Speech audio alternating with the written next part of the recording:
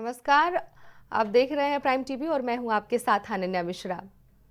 आज नतीजों का दिन है। सभी को इंतजार है कि लगभग 12 बजे क्या रिजल्ट होने वाले हैं दिल्ली विधानसभा चुनाव को लेकर, और सभी की निगाहें टिकी हुई है कि कब जो चुनाव परिणाम है वो सामने आए। हालांकि अगर बात कही जाए जिस तरह से एग्जिट पोल या रुझाने आए हैं, इसमें बीजेपी लगातार आगे अपनी बढ़त बनाती हुई नजर आ रही है, चाहे वो कालकाजी सीट हो, चाहे फिर वो जंगपुरा हो, या फिर नई दिल्ली हो, या फिर पटपड़गंज हो। हर जगह से लगातार बीजेपी और आम आदमी पार्टी में ही टक्कर देखने को मिल रही है। कांग्रेस लगातार इन दोनों ही पार्टियों से पीछे नजर आ रही है। ऐसे में दिल्ली विधानसभा चुनाव के जो नतीजे हैं आज आने वाले हैं, और एक बार फिर से बीजेपी पार्टी क्या 26 साल का जो सूखा है वहां पर कमल खिलाने में सक्षम हो पाएगी नहीं, इस बात का सभी को बेसब्री से इंतजार है। हालांकि विपक्षी जो दल है वो लगातार इस बात को कह रहे हैं कि अगर चुनाव हारे तो चुनाव में धांधली हो रही है, और भारतीय जनता पार्टी इस बात का लगातार दावा कर रही है कि वो इस बार जीत कर रहेगी, क्योंकि दिल्ली की जनता 10 साल, लगभग 11 साल की इस आम आदमी पार्टी की सरकार से त्रस्त हो गई है, इसलिए उसे भारतीय जनता पार्टी की जरूरत है। ये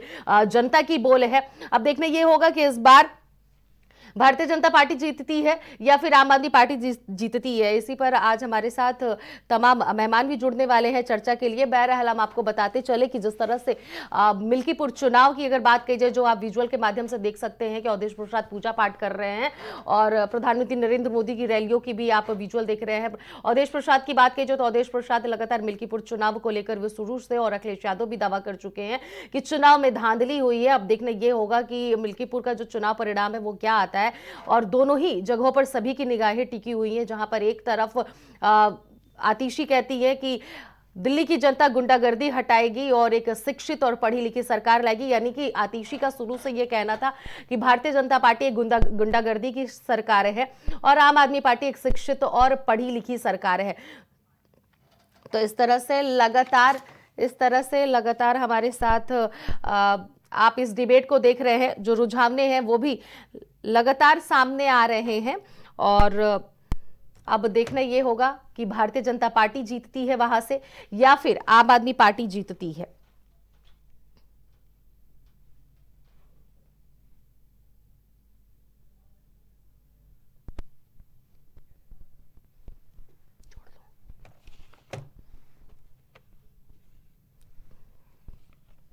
तो वहीं इस पूरे मामले पर हमारे साथ चर्चा करने के लिए कांग्रेस से हमारे साथ राहुल सिंह जुड़ रहे हैं, और वहीं आम आदमी पार्टी से प्रियंका श्रीवास्तव हमारे साथ जुड़ गई हैं। आप दोनों ही मेहमानों का बहुत बहुत स्वागत है हमारे साथ इस डिबेट में। सबसे पहले तो हम आम आदमी पार्टी यानी कि प्रियंका श्रीवास्तव जी के पास जाएंगे। प्रियंका जी, क्या लग रहा है, दिल्ली की जनता किसकी तरफ जाती हुई नजर आ रही है, क्योंकि आज तो रुझाने आने वाले हैं और 12 बजे परिणाम भी लगभग आ ही जाएंगे। आम आदमी पार्टी हो चाहे बीजेपी हो, दोनों को ही स्वीकार करना पड़ेगा जी। और देखिए जो रुझान आ रहे हैं, अभी तो देखिए कोई डिक्लेरेशन नहीं है, कोई क्लियर चीजें नहीं है। उतार चढ़ाव देखिए, कभी आप कहीं किसी सीट से कोई आगे हो जा रहा है, किसी सीट से कोई आगे हो जा रहा है। जैसे कि अभी आपने देखा वोटों में बहुत अंतर आ गया है। कालका जी से अभी हमारी जो आतिशी जी है वो 344 वोट से आगे हो गई हैं। मनीष सिसोदिया जी है जो 1860 वोट से आगे हो गए हैं। तो ये जो अंतर दिख रहे हैं वो धीमे धीमे हो सकता है उनमें बदलाव आ जाए। तो अभी तो देखिए कोई चीजें स्पष्ट रूप से कहना मैं इसमें उचित नहीं समझूंगी, और मेरे ख्याल से 12 बजे तक का जो रुझान रहेगा उसके आधार पे कुछ बात कोई टिप्पणी करना मैं उचित समझूंगी।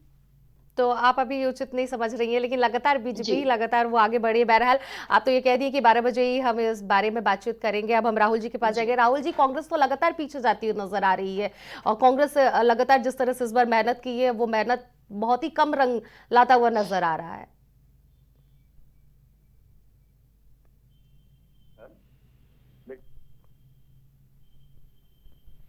मेरी आवाज आ रही है? जी जी जी, आ रही है। जी जी, देखिए हमने जनता के बीच में जो जनता के मुद्दे हैं वो उन मुद्दों पे हमने चुनाव लड़ा है, और जनता जो भी फैसला देगी हमें स्वीकार होगा। लेकिन जो चुनावी प्रक्रिया है और जिस तरह से चुनावी प्रक्रिया को इफेक्ट किया है बीजेपी ने, ये बहुत ही शर्मनाक है। आप देखिए कि लोकसभा चुनाव में भी ऐसी सैकड़ों कंस्टिट्यूएंसीज थी जहां पे जो वोट पोल्ड थे और वोट काउंटेड थे, दे वर नॉट मैचिंग। तो ये तो मैनुअल से भी बेकार हो गया ना, मशीन का सिस्टम। मशीन तो और एक्यूरेसी से कैलकुलेशन करता है, तो ये ईवीएम कैसी मशीन है कि आप जितने वोट पोल करवा रहे हैं और जितने काउंट कर रहे हैं कहीं इक्वल नहीं हो रहा है, कहीं पे ज्यादा है, कहीं पे कम है। तो ये बहुत बड़ा प्रॉब्लम है। मैक्सिमम जगह पे ज्यादा वोट जो ऐड हुए थे बीजेपी में। अभी देखिए कल राहुल गांधी जी ने जो एग्जांपल दिया कि कांती विधानसभा का, कि वहां पे कांग्रेस को लोकसभा में 1.19 लाख वोट्स पड़े थे कांती लोकसभा में, उस क्षेत्र में। विधानसभा में 1.17 लाख वोट पड़े। लोकसभा में कांग्रेस जीत गई वहां से, लेकिन विधानसभा में बीजेपी को नए 50,000 वोट पड़े। जो नए वोटर्स आए वहां पे, वो सारा का सारा वोट बीजेपी को गया। ठीक है, कांग्रेस का वोट परसेंटेज या वोटर्स कम नहीं हुए हैं महाराष्ट्र के अंदर। तो दिखाया जा रहा है कि बीजेपी का बढ़ गया। अब तो जो इलेक्शन कमीशन का डेटा है कि जो टोटल एडल्ट पॉपुलेशन है महाराष्ट्र का, उससे ज्यादा वोटर्स है। तो आप यही चीज यहाँ पे भी दोहराना चाहते हैं कि दिल्ली में भी इसी तरह की धांधली हो रही है? देखिए धांधली, मैं कह तो रहा हूँ कि धांधली आज से नहीं चल रहा है, जब से मोदी सरकार के आने के पहले से चल रहा है। आप ये चीज समझिए कि मोदी जी आने के बाद सिस्टम इफेक्ट नहीं किए हैं। हाँ। सिस्टम इफेक्ट करके ही जिंदा बचे हुए थे जी पॉलिटिक्स में। बिल्कुल। अब देखिए 2002 में गुजरात दंगा हुआ था ना, जो पूरा प्रॉपर प्लानिंग करके ये लोग करवाया था वीएचपी वाला। कैसे मोदी जी को सीएम बनाया गया, उसके बाद साबरमती को जलाया गया, उसका बहाना बना के लाशों को अहमदाबाद में घुमाया गया, और उसके बाद कैसे दंगे कराने के लिए गुंडों को छोड़ दिया गया रोड पे नागरिकों का कत्ल करने के लिए। सब मेहनत मोदी जी करवाए थे। और अटल जी बोलते रह गए कि राजधर्म निभाओ। अरे राजधर्म निभाओ, राजा बनो, प्रजा बनो, ये बकवास है। आपने कान पकड़ के सीएम की कुर्सी से क्यों नहीं हटाया? क्योंकि आज मोदी जी भी वही कर रहे हैं। बीरेन्द्र सिंह को कहाँ हटा रहे हैं? 2.5 साल से मणिपुर चल रहा है। तो सेम राजनीति है बीजेपी की, इसमें कुछ भी नया नहीं है। और देखिए ये लोग जजेस मैनेज करते हैं। मैं खुला बोल रहा हूँ, ठीक है, कोई कंटेम्प्ट चार्ज लगा देगा, मुझे जेल में डाल देगा, जेल नहीं मिलेगा, I will just be another story, no problem. मेरे कितने भाई लोग अंदर सड़ रहे हैं, मैं भी सड़ लूंगा। लेकिन ये डर के कब तक किएगा?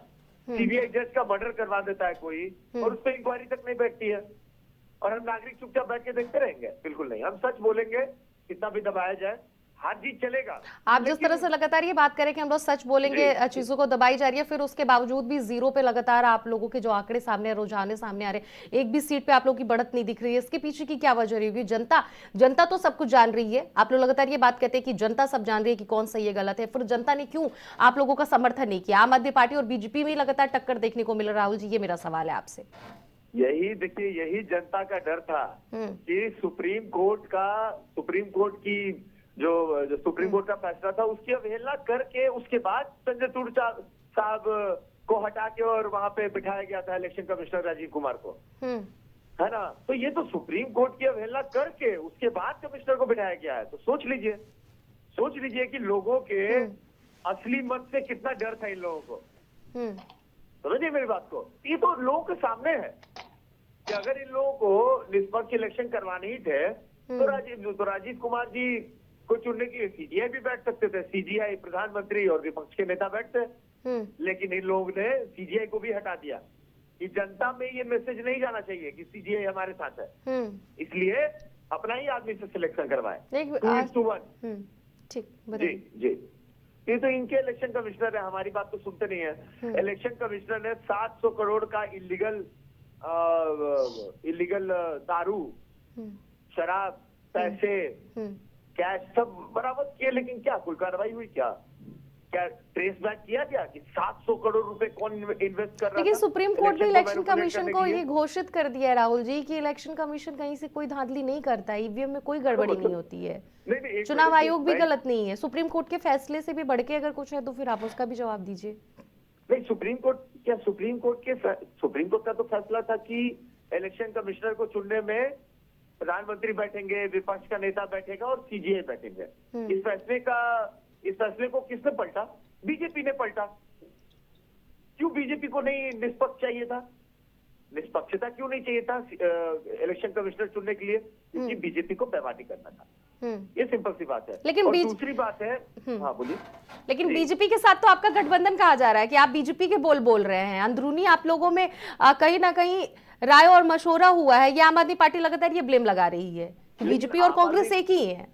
लेकिन आम आदमी पार्टी तो मोहन भागवत को चिट्ठी लिखती है कुछ होता है तो आम आदमी पार्टी हमें बताएगी कैसे आरएसएस से लड़ना है और क्या बीजेपी से लड़ना है। अब ये तो सोचने वाली बात है। आम आदमी पार्टी पहले अपने गिरबान में तो झांक ले कि मनमोहन सिंह पे, शीला दीक्षित जी पे जो आरोप लगाए थे उन आरोपों को साबित किया क्या। अरे कुछ तो नैतिकता बचने दीजिए राजनीति में। हमने दिल्ली में कांग्रेस पार्टी ने 15 साल बहुत ही क्लीन सरकार चलाई और अगर आपने करप्शन के इल्जाम लगाए तो आपने किस पे साबित किया? ठीक है, इसका जवाब दे रही है प्रियंका जी, इसका जवाब दे। प्रियंका जी, इसका जवाब दीजिए, कुछ तो राजनीति बचने दीजिए।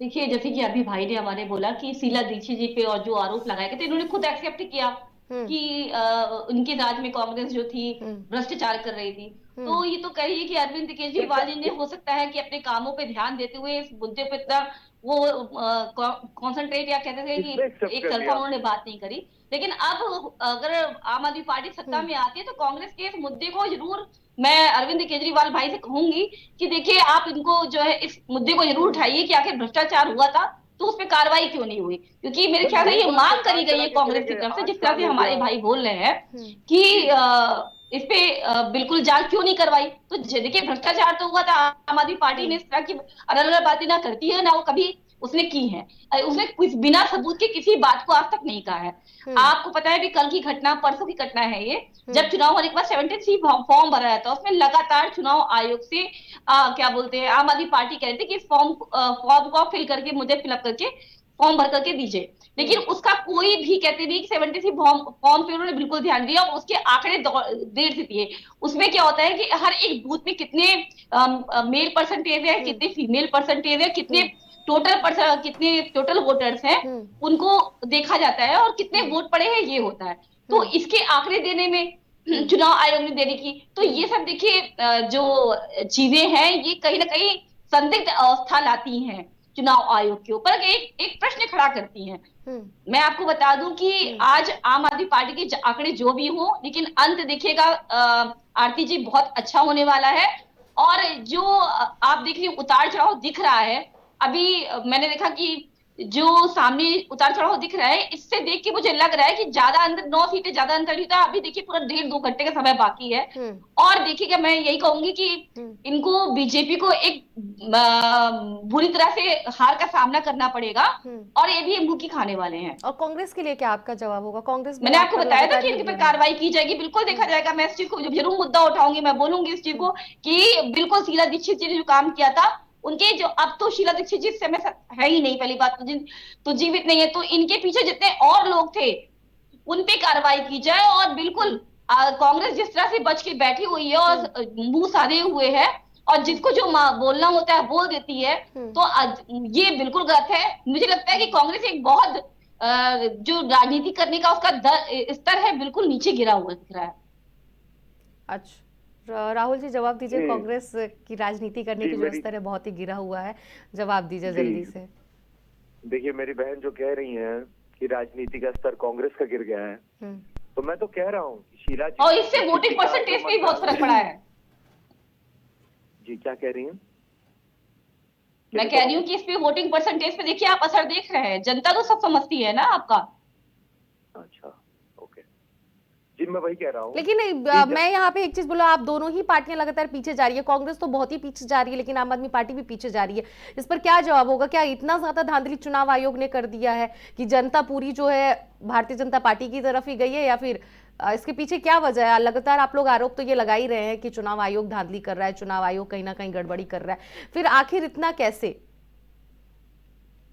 नहीं, मैं तो ये कह रहा हूँ कि जो हमने 54,000 फ्लैट बनाए थे ना, वो गरीबों को दे दीजिए। वो 8 साल से सड़ रहे हैं, तो वो कबाड़ हो जाए, खंडर हो जाए, उसके पहले अलॉटमेंट करवा दीजिए गरीबों को।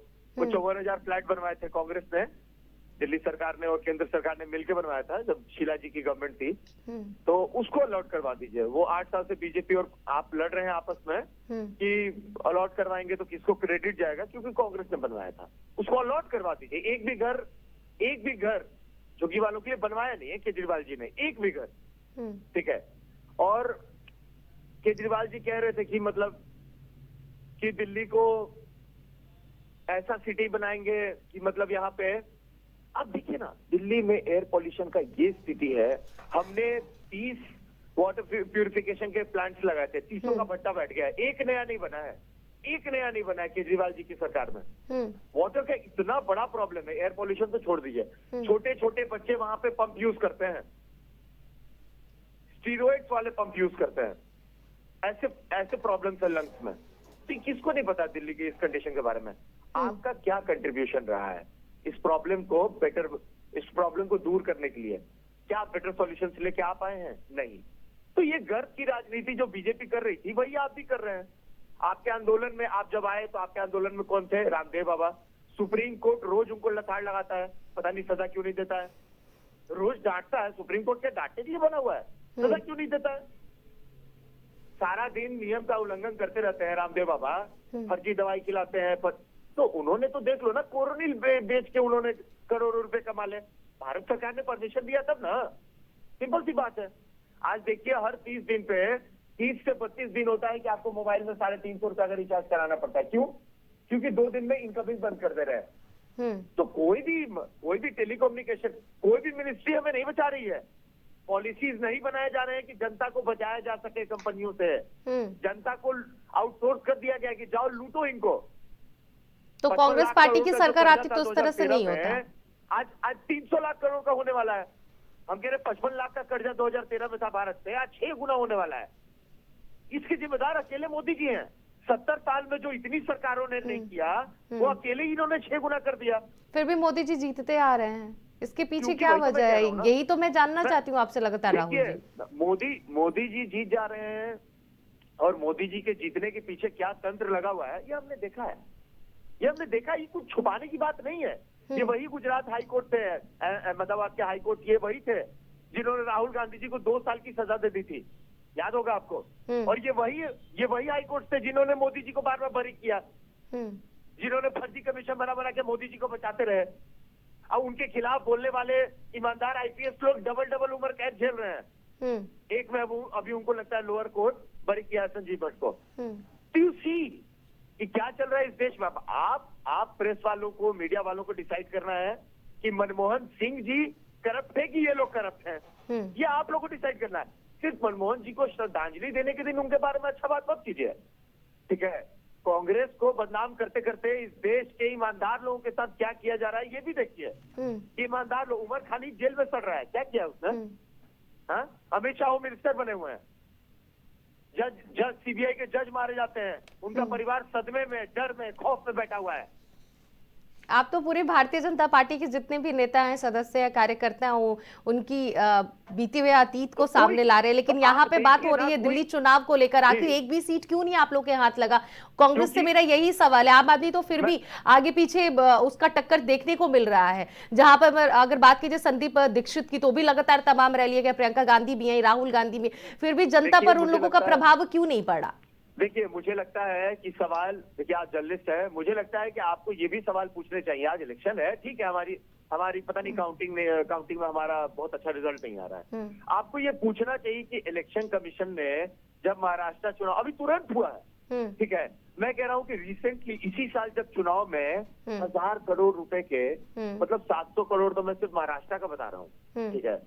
तो मैं जब बोल रहा हूँ कि करोड़ों, 1000 करोड़ रुपए के जब ड्रग्स पकड़े जा रहे हैं, इलीगल लिकर पकड़ा जा रहा है, कैश पकड़ा जा रहा है, तो क्या ये चुनाव निष्पक्ष हो रहा है? आखिर हजारों करोड़ कौन इन्वेस्ट कर रहा है चुनाव मैनिपुलेट करने के लिए? वो तो मेरा सवाल, एक जर्नलिस्ट होने के नाते वो मेरा सवाल है, पर एक जर्नलिस्ट होने के नाते अभी मेरा सवाल सिर्फ और सिर्फ यही है कि दिल्ली इलेक्शन में क्या हो रहा है, दिल्ली इलेक्शन के जो रिजल्ट आ रहे हैं इस पर मेरा सवाल वो है कि महाराष्ट्र का हो गया, क्योंकि महाराष्ट्र का चुनाव परिणाम भी आ गया, चुनाव भी हो गए हैं, और अब जाके राहुल गांधी वो मुद्दा उठा रहे हैं, तो वो एक अलग मुद्दा हो गया।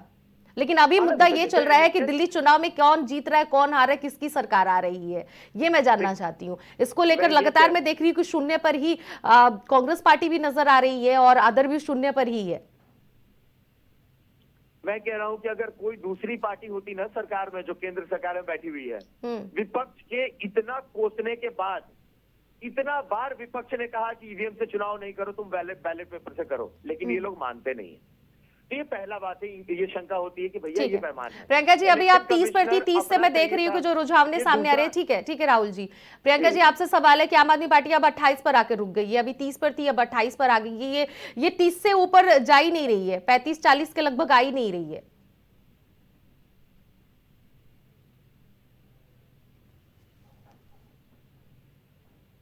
प्रियंका जी,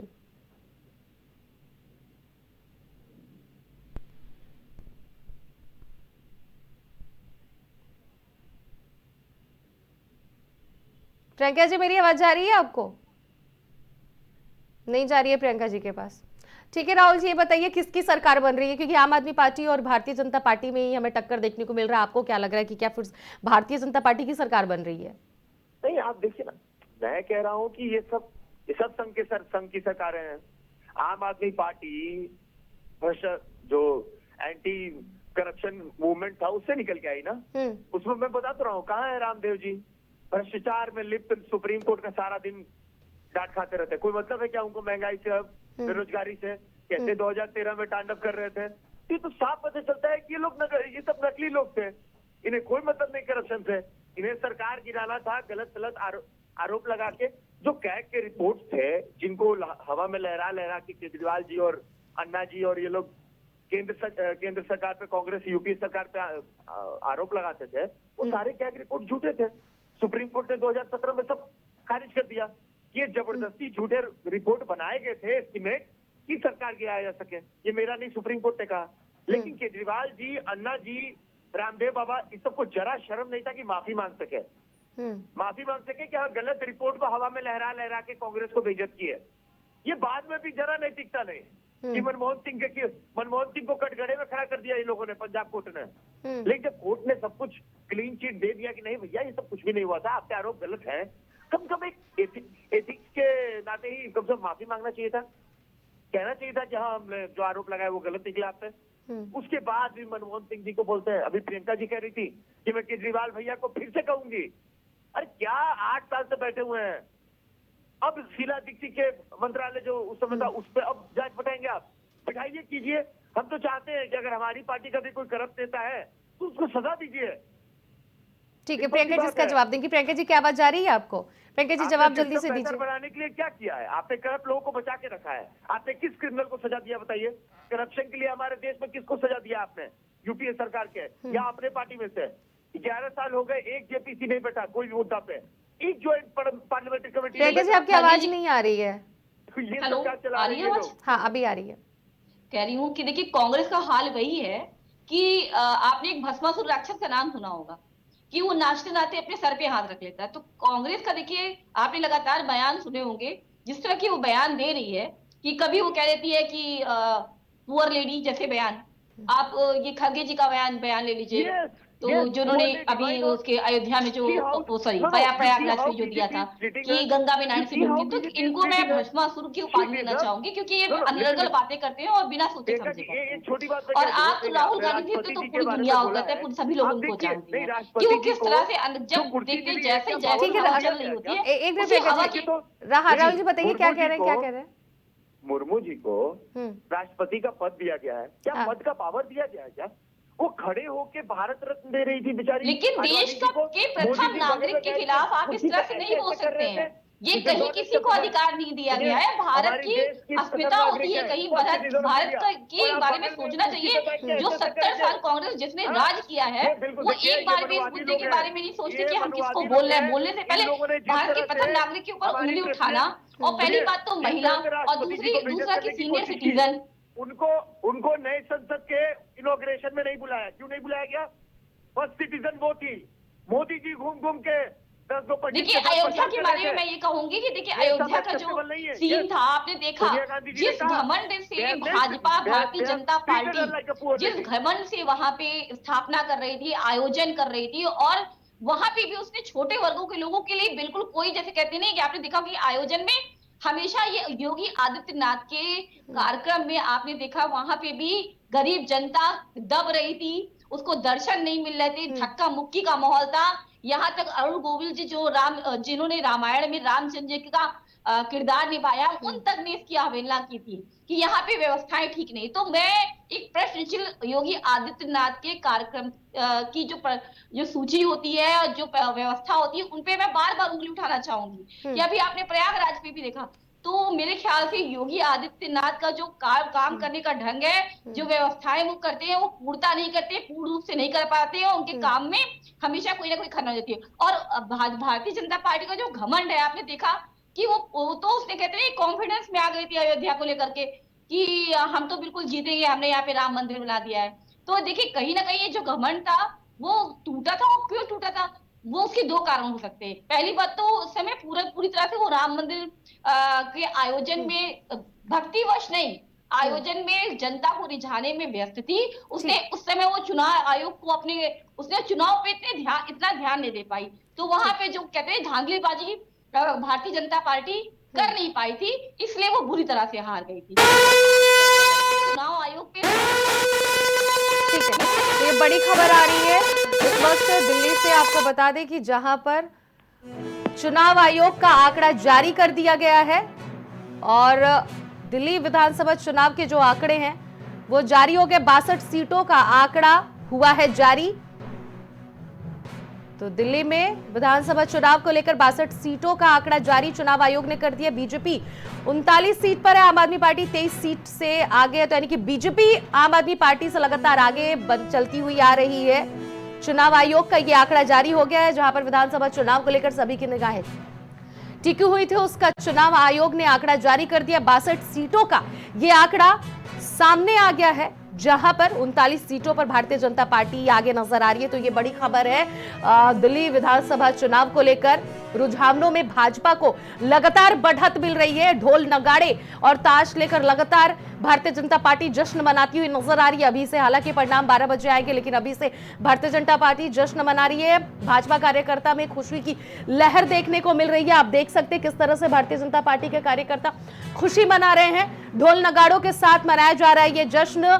भारतीय जनता पार्टी 26 साल के बाद भारतीय जनता पार्टी को लग रहा है कि एक बार फिर से वहां पर कमल खिलने वाला है। ये रुझाने जो बता रहे हैं उससे साफ तौर पर जाहिर हो रहा है कि भारतीय जनता पार्टी एक बार फिर से दिल्ली में चुनाव जीत रही है। तो आम आदमी पार्टी पीछे नजर आ रही है, कांग्रेस पार्टी भी पीछे है और भारतीय जनता पार्टी एक बार फिर से नजर आ रही है। बड़ी खबर है, ढोल नगाड़ों के साथ लगातार वहां पे जश्न कार्यकर्ता मना रहे हैं। तो ये बड़ी खबर है चुनाव आयोग की तरफ से। 62 सीटों का ये आंकड़ा चुनाव आयोग ने प्रस्तुत कर दिया है।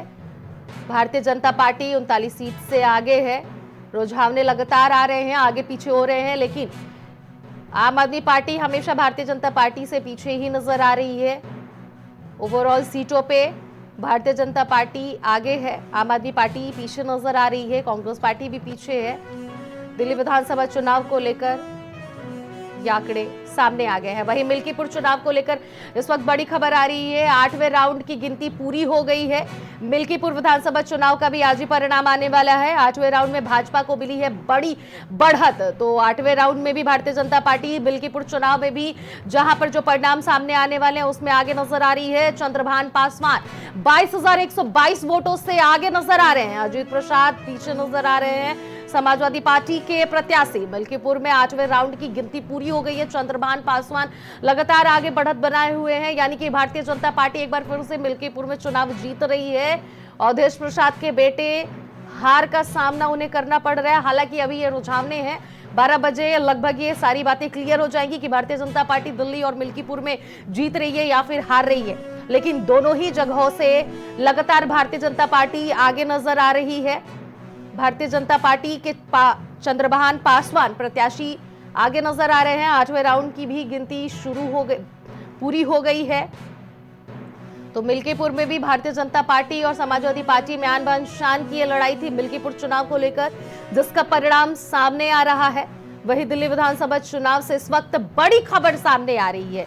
आदर्श नगर से आम आदमी पार्टी के मुकेश गोयल आगे नजर आ रहे हैं। तो ये बड़ी खबर है, जहां पर आम आदमी पार्टी के मुकेश गोयल भारतीय जनता पार्टी के प्रत्याशी को पीछे पछाड़ते हुए नजर आ रहे हैं। भाजपा के राजकुमार भाटिया 1000 वोटों से पीछे हैं। तो भाजपा के जो राजकुमार भाटिया हैं वो आम आदमी पार्टी के प्रत्याशी से पीछे नजर आ रहे हैं। दिल्ली विधानसभा चुनाव से ये बड़ी खबर सामने आ रही है, जहां पर कुछ जगह ऐसे हैं जहां पर भारतीय जनता पार्टी के प्रत्याशी पीछे नजर आ रहे हैं, तो वहीं कुछ जगह ऐसे हैं जहां पर भारतीय जनता पार्टी के प्रत्याशी आगे नजर आ रहे हैं। ये खबर आदर्श नगर से थी, जहां पर भारतीय जनता पार्टी के राजकुमार भाटिया 1000 वोटों से पीछे नजर आ रहे हैं आम आदमी पार्टी के कैंडिडेट के सामने। तो लगातार भारतीय जनता पार्टी और आम आदमी पार्टी में दिल्ली विधानसभा चुनाव को लेकर टक्कर देखने को मिल रहा है।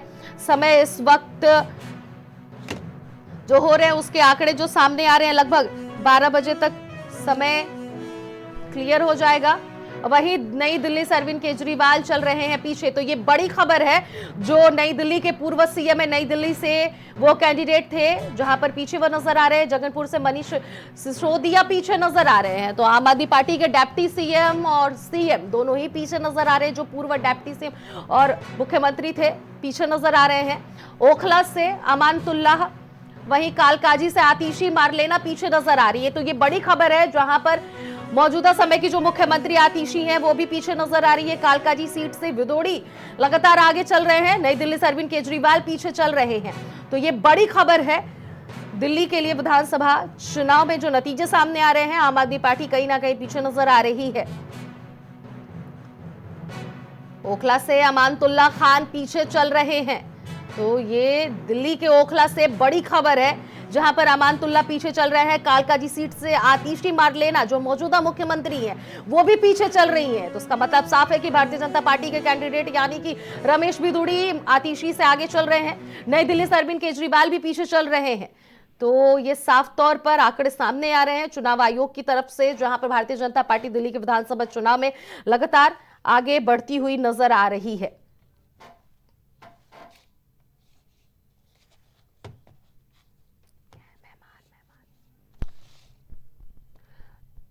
तो वहीं देख सकते हैं कि जो चुनाव आयोग के परिणाम सामने आ रहे हैं उसमें साफ तौर पर ये नजर आ रहा है कि भारतीय जनता पार्टी आगे नजर आ रही है।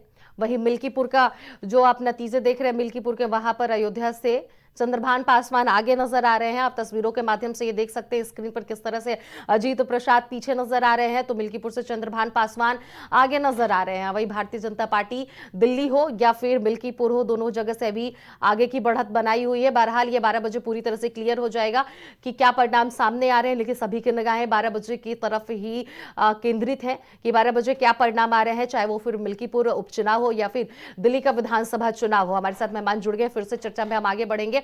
प्रियंका जी, आपसे हम यही साफ तौर पे सीधे तौर पे यही जानना चाहेंगे, जहां पर आपकी पार्टी इस बात का दावा कर रही थी, खुद अरविंद केजरीवाल इस बात का दावा कर रहे थे कि 50 से 55 सीटें हम जीत रहे हैं, इस पर क्या आप कहना चाहेंगे? लगातार 27 और 28 सीटों पर आप लोगों की बढ़त देखी जा रही है और भारतीय जनता पार्टी आप लोगों से 4-5 सीटें आगे बढ़ रही है।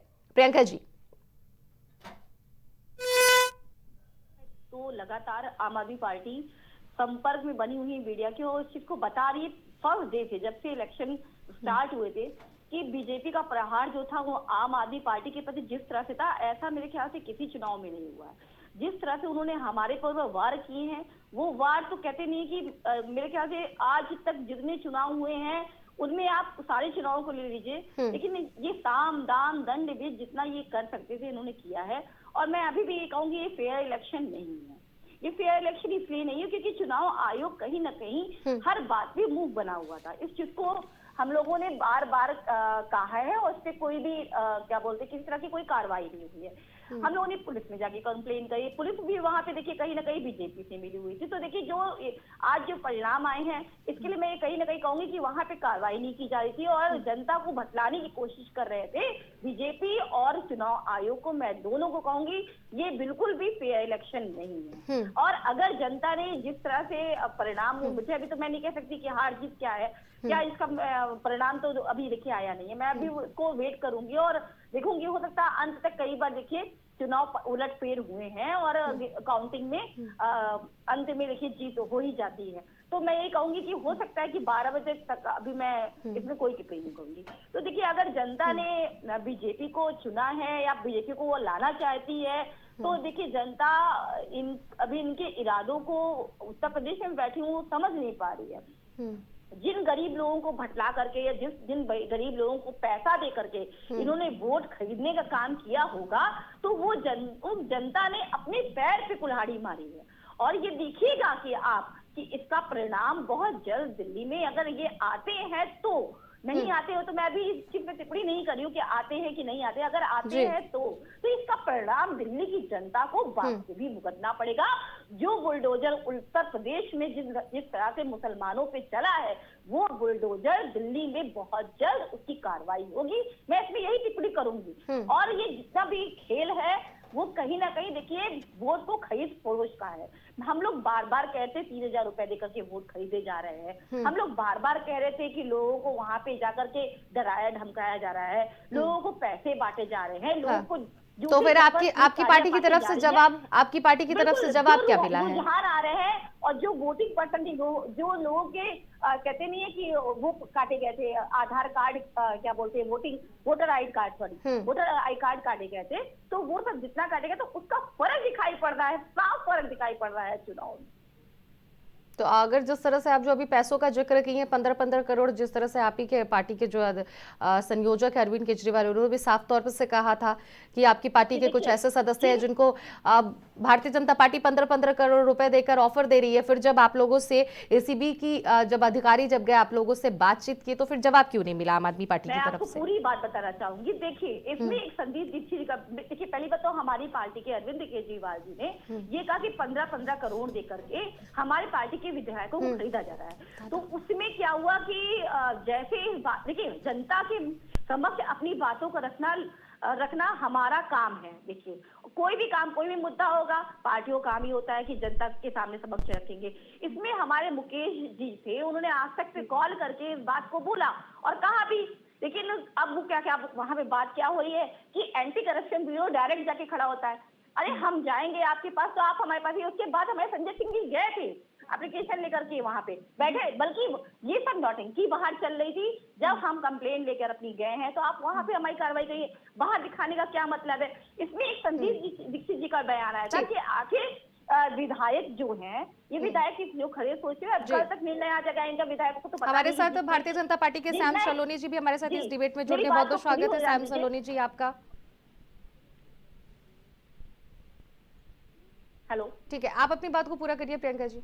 जी, जो संदीप दीक्षित ने बयान दिया था कि क्या बोलते हैं इनके विधायक तो अभी जीते नहीं है, किस आधार पे करें? तो देखिए, जब जिस आधार पे चुनाव आयोग जिस तरह से कार्रवाई करता है, कार्रवाई नहीं करता है, सॉरी नहीं करता है, अनुमानित चीजें होती हैं। ये एग्जिट पोल होते हैं, वो अनुमानित चीजें होती हैं। तो अनुमानित चीजें होती है, तो अनुमान के आधार पे अगर कहा जा रहा है, अगर हमारी पार्टी आम आदमी पार्टी जिस विधायकों को मजबूत समझती है, तो वो देखिए भारतीय जनता पार्टी जानती कि ये विधायक मजबूत है, तो उनको तोड़ने का काम किया जाता है। इस पे आरोप लगाए थे हमारे अरविंद केजरीवाल। ठीक है, उस पे इतना बड़ा एंटी करप्शन ब्यूरो का कल बवाल खड़ा कर दिया गया। ये देखिए, ये लोकतंत्र की पूरी तरह से हत्या है। ये जो भारतीय जनता पार्टी करती है, ये तो पूरा अधिकार छीन ले रही है, हर एक नागरिक से अधिकार छीन ले रही है कि वो अपनी बात को रख। ठीक है, श्याम सलोनी जी हमारे साथ जुड़ गए। श्याम सलोनी जी, आप इसे जवाब देना चाहेंगे कि भारतीय जनता पार्टी के पास बहुत सारे करप्शन है और बहुत सारे ब्लेम आपकी पार्टी पर लग रहे हैं, चाहे वो प्रियंका जी हो या फिर राहुल जी हो, दोनों लोगों ने ही आपकी पार्टी पर तमाम ब्लेम और तमाम उदाहरण भी दिए कि कहां कहां आपकी पार्टी कहां किस तरीके से गैर कानूनी कार्य किए। और एक बार फिर से मिल्कीपुर चुनाव हो या फिर विधानसभा चुनाव दिल्ली का हो, भारतीय जनता पार्टी के साथ चुनाव आयोग मिला है, ये एक बार फिर से ब्लेम लग रहा है। इसका जवाब आप जल्दी से दीजिए।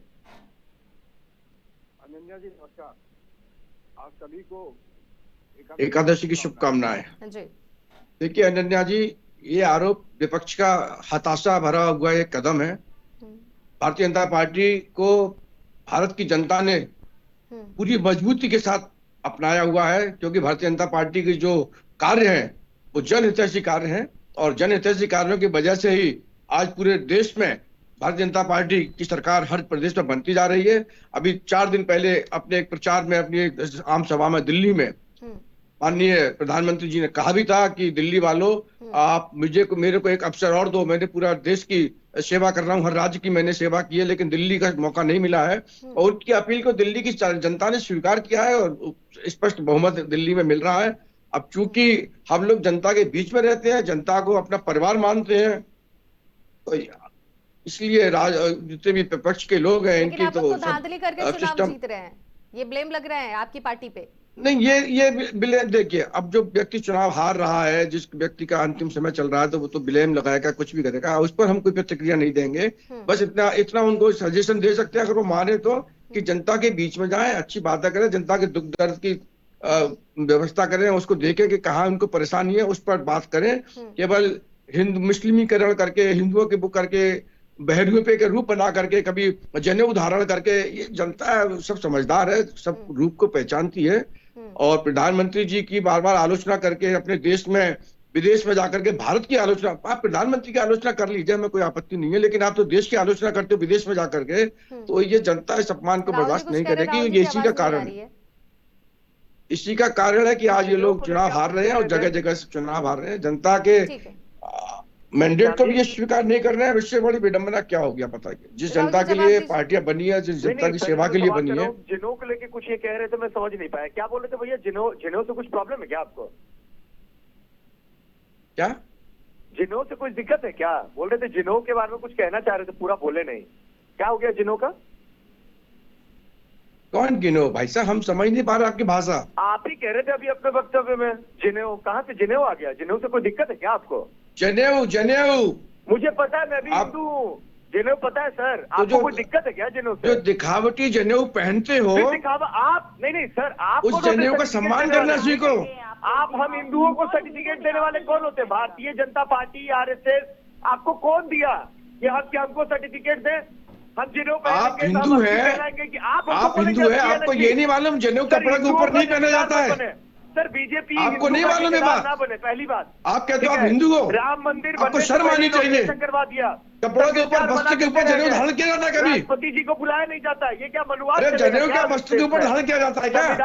कैसी बातें करते हो बचकानी? बराबर आजादी। यार मैं आपसे बहस नहीं करूंगा, क्योंकि इस समय आपको सहानुभूति की जरूरत है। कांग्रेस पार्टी बिल्कुल मरणासन्न स्थिति में है, देश में वेंटिलेटर पर है, और मैं तो प्रभु से प्रार्थना करूंगा, आज एकादशी का दिन है, हम लोग तो ईश्वर पर विश्वास करते हैं, या लोकतंत्र में संविधान पर विश्वास करते हैं, और दोनों पर विश्वास करने से देश की राष्ट्रपति का बार बार आप झुठला रहे हैं। मैं आपसे ये सवाल करूंगी, सोनिया गांधी और राहुल गांधी की तरफ से जो राष्ट्रपति के लिए जो अपशब्द का इस्तेमाल किया गया था, पुअर लेडी और बोरी, बात मैं आपको करेक्ट करना चाहूंगा। नहीं मैडम, जवाब दीजिए, इसके बार बार राष्ट्रपति का जिक्र आप ला रहे हैं। मैं बोल रहा हूँ कोई अपशब्द नहीं बोला गया है। नहीं, what does it mean to call somebody a poor lady? Do you understand? You better understand, ma'am. ठीक है, वो क्या poor lady का मतलब क्या हुआ? मतलब बेचारी। What do you think, Mr. Rahul? If you speak English, 2 or 3 words speak English, you think you are the well-literate person? आपने राष्ट्रपति What do you think? What do you mean? This is not the English news channel. This is Hindi channel. Speak Hindi. खड़े होके You have to speak Hindi. Advani बैठ के Bharat Ratna. What's the problem? Speak Hindi. And you said that Hindi में ही बोल रहे हैं, श्याम साहू जी हिंदी में ही वो जवाब वो हिंदी में दे रहे हैं। नहीं, क्या शो करते हैं लोग? ज्यादा लिटरेट है क्या ये लोग? राष्ट्रपति के साथ ऐसा बिहेवियर कैसे? अपनी मातृभाषा से प्रेम करिए। राष्ट्रपति है, प्रथम नागरिक है हमारे देश की, आप बैठ के ताली मारिएगा, वो खड़े होकर आप प्रथम नागरिक का आप इस तरह की सम्मान करोगे? ये सम्मान के शब्द थे आपके? भ्रष्टाचार कीजिएगा, कब तक चोरी कीजिएगा? नहीं, ये सम्मान के शब्द थे आपके। ये रहेगा उमर खालिद कब तक जेल में रहेगा, हम देख लेंगे। एक दिन ये इलेक्शन कमिश्नर को जेल जाना पड़ेगा, और अब अमित शाह जी, मोदी जी भी जेल जाएंगे, याद रखिएगा। जिस तरह से सारे सरकारी इंस्टीट्यूशन पे कब्जा कर लिए हैं। राहुल, मेरी बात पहले राहुल जी पहले इस बात का जवाब दे दीजिए, राष्ट्रपति को जो सोनिया गांधी की तरफ से कहा गया था उसका मतलब क्या होता है, ये आप ही की जुबानी हम लोग जानना चाहेंगे। तो what does it mean to call somebody a poor lady? वो कह तो रही है कि बेचारी जैसा ट्रीट कर रहे हैं, किया जा रहा है। किस एंगल से बेचारी दिखी राष्ट्रपति द्रौपदी मुर्मू? किस एंगल से बेचारी दिखी जानना चाहते हैं आप मुझे बताइए कि क्या राष्ट्रपति जी को पद के साथ उनका पावर दिया गया है? क्या एक राष्ट्रपति जब भारत रत्न जैसा अवार्ड किसी को दे रही है तो कोई बैठ के भारत रत्न लेगा? और उनकी तबीयत खराब थी तो क्या मोदी जी के पाँव में क्या हुआ था? क्यों बैठ के ताली मार रहे थे? How dare he! क्या राष्ट्रपति का मतलब पता है इस फलवादी आदमी को कि राष्ट्रपति जी जब बगल में खड़ी होती तो बैठ के बाद ताली नहीं मारा जाता है? खड़े होकर अनन्या जी किस मूर्ख व्यक्ति को बैठा लिया आपने? सुनिए श्याम भैया, अनन्या जी किस मूर्ख व्यक्ति को बैठा दिया? इसको होश ही नहीं है, क्या बोल रहे हैं ये? सुनिए, औरतों के बारे में आज आप चुनाव हार रहे हो, एक सीट आपको नहीं मिल रही है, आप इस तरह की बातें कर रहे हो। सदन में इस आदमी ने, आपको आत्मचिंतन करना चाहिए भाई। मंदिर में बैठने लायक नहीं है राहुल जी, आत्मचिंतन करना चाहिए आपको। आज देश आपके कैसे हो गए भाई? मुझे लगता है कि ये लोग दिवालिया हो ठीक है गए। राहुल जी इनका को जवाब दे रहे हैं, मानसिक श्याम संतुलन सलोनी जी आपको जवाब दे रहे हैं। ठीक है राहुल जी, अब सुन लीजिए। श्याम सलोनी जी बताइए किस तरह से राष्ट्रपति द्रौपदी मुर्मू का आप लोग अपमान लगातार करते हुए आ रहे हैं। ठीक है राहुल जी जवाब दे रहे हैं, वो सुन लीजिए। तो अडानी के पोर्ट में हजारों करोड़ों रुपए का ड्रग्स पकड़ा जा रहा है, क्यों इंक्वायरी नहीं बैठ रही है? कौन है अडानी? क्यों इंक्वायरी नहीं होगी? आज बॉम्बे हाई कोर्ट ने इलेक्शन कमीशन को नोटिस भेजा है कि 60 लाख से ज्यादा वोट 6 बजे के बाद कैसे पड़ गए। ये इलेक्शन कमिश्नर को नोटिस बॉम्बे हाई कोर्ट ने भेजा है। लेकिन राहुल जी आपकी भी तो पार्टी पहले दिल्ली विधानसभा चुनाव का इंतजार कर रही थी, रिजल्ट क्या आ रहा है? बीच में वो अब रिजल्ट आने के पहले महाराष्ट्र चुनाव को लेकर अचानक से आपकी पार्टी लेकर उभर जाती है। चुनाव हुए तो हो गए ना, लंबे टाइम हो गए, कुछ महीने तो बीत चुके हैं ना, ये तो नहीं है कि इसी महीने चुनाव हुए हैं। तो मैं कह तो रहा हूँ, पता चल गया क्या? दिल्ली पे भी बातचीत करिए। मेरा डिबेट दिल्ली पे है, दिल्ली पे मैं आपसे जवाब मांगना चाहती हूँ। आप बात करिए, अपनी तुलना रखिए कि कहाँ किस तरह से गैर कानूनी काम हुए, किस तरह से धांधली हुई, किस तरह से गलत कार्य हुए। पर अब बार बार राष्ट्रपति और महाराष्ट्र के चुनाव पे चले जा रहे हैं। अभी दिल्ली में क्या कमी रह गई, इसका जवाब दीजिए कि आपकी पार्टी लगातार शून्य पे ही नजर आ रही है। हम जनता यही जानना चाहती है। मैं कह रहा हूँ दिल्ली के अंदर में हमने जो 54,000 फ्लैट बना के रखे हैं शीला दीक्षित जी की सरकार में, 8 साल से आवंटित नहीं हुए हैं। पहले आवंटन करें, तब जाके बात करें हमसे। हमने काम किया है और जो झूठे सरकार भी तो आम आदमी पार्टी के साथ आपकी पार्टी ने बनाया था। जनता को बरगलाना 2013 में आपकी पार्टी किस पार्टी से गठबंधन की थी? आपने क्या काम किया है? काम गिना है। आपने कहा काम किया है, काम गिना है ना। कितने घर बनाए गरीबों के लिए? एक भी नहीं। बताइए ना, क्या किया आपने वाटर पोल्यूशन कम करने के लिए, एयर पोल्यूशन कम करने के लिए? दिल्ली में जो ग्रीन कवर है 4% कम हो गया है, ये सरकारी इंस्टीट्यूट का रिपोर्ट है। तो इसके लिए शीला दीक्षित जी की सरकार जिम्मेदार नहीं है ना। उन्होंने काम किया, आपने झूठे आरोप लगा के कुछ भी साबित नहीं किया। जनता को ये कहते हैं बरगलाना, झूठ बोलना कि हमने आरोप लगाया, सरकार गिरा दिया प्रचार करके, लेकिन आरोप पे कुछ भी सिद्ध नहीं कर पाए। और अभी तक झूठ बोल रहे हैं कि केजरीवाल भैया करेंगे। अरे कब करेंगे? 8 साल हो गया। हम जनता के बीच में खुला कलेजा लेके जाते हैं कि हमने आपके लिए काम किया था, आगे भी करेंगे। ठीक है, प्रियंका जी इसका जवाब देंगे। प्रियंका जी जवाब दीजिए। प्रदूषण को लेकर लगातार ये सवाल खड़ा कर रहे हैं।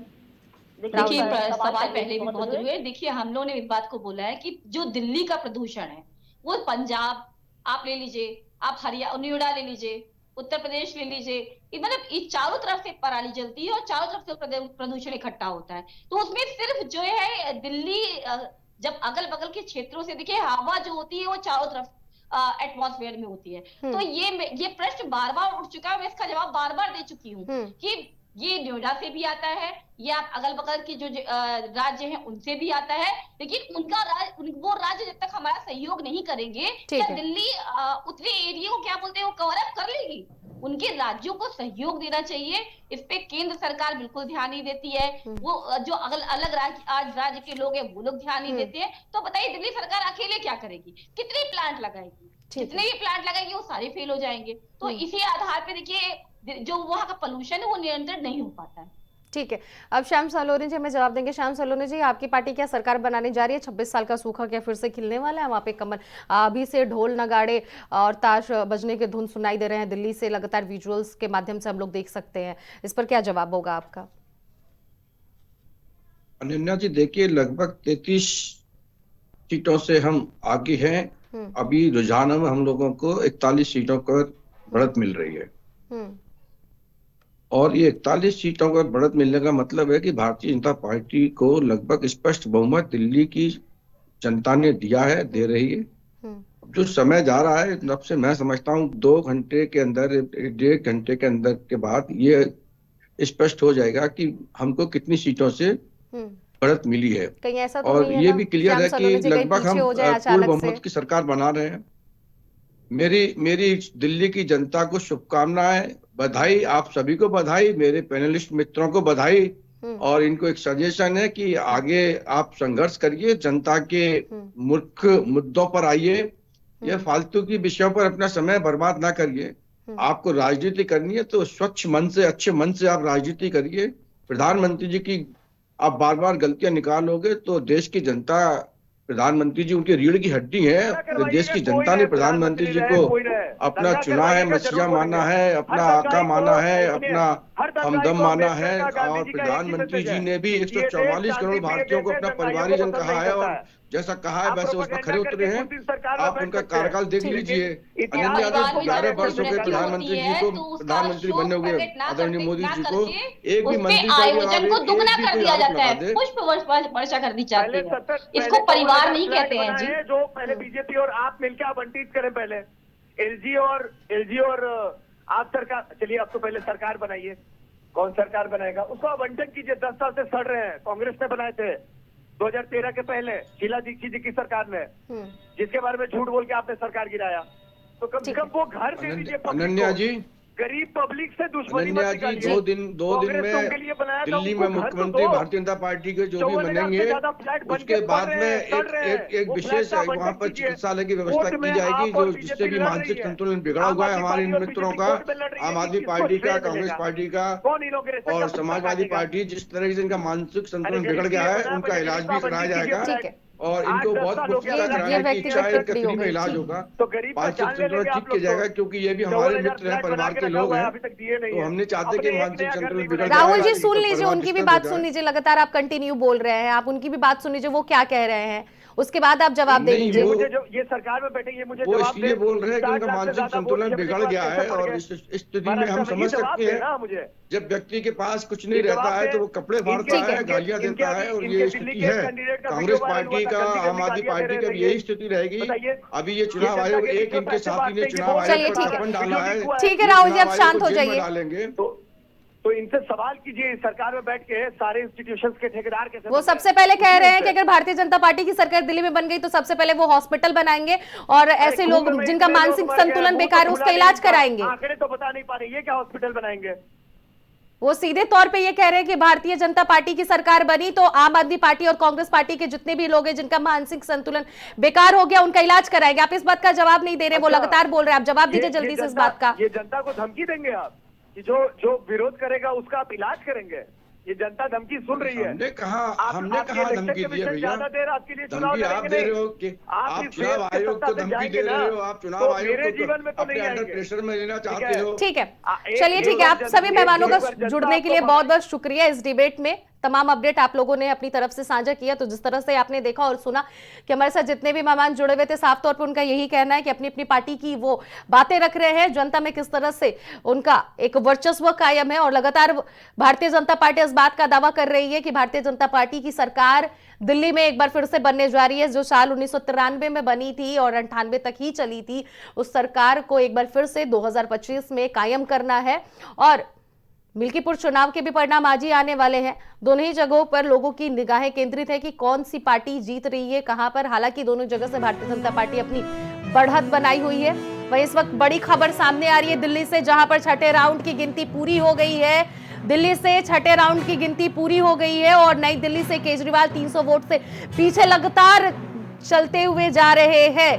तो ये नई दिल्ली से बड़ी खबर है, जहां पर छठे राउंड की गिनती शुरू हो गई है और दिल्ली में आम आदमी पार्टी को पछाड़ते हुए भाजपा के प्रत्याशी प्रवेश वर्मा नई दिल्ली से आगे बढ़ रहे हैं। तो ये भारतीय जनता पार्टी दिल्ली में लगातार आगे बढ़ती हुई नजर आ रही है। जिस तरह से प्रवेश वर्मा नई दिल्ली में अरविंद केजरीवाल के सामने खड़े हुए थे प्रत्याशी बनकर भारतीय जनता पार्टी की तरफ से, उस तरह से प्रवेश वर्मा लगातार आगे बढ़ते हुए जा रहे हैं। और नई दिल्ली से पूर्व मुख्यमंत्री अरविंद केजरीवाल पीछे बने हुए हैं। तो ये बड़ी खबर है भाजपा की तरफ से नई दिल्ली को लेकर, जहां पर अरविंद केजरीवाल प्रत्याशी के तौर पर अपनी पार्टी से खड़े थे।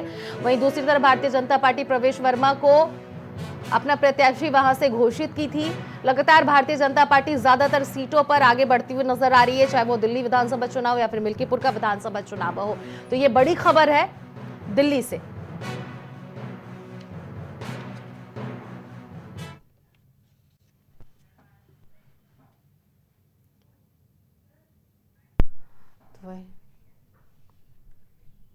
तो वहीं अभी आगे की खबरों से पहले एक छोटा सा हम ब्रेक लेना चाहते हैं।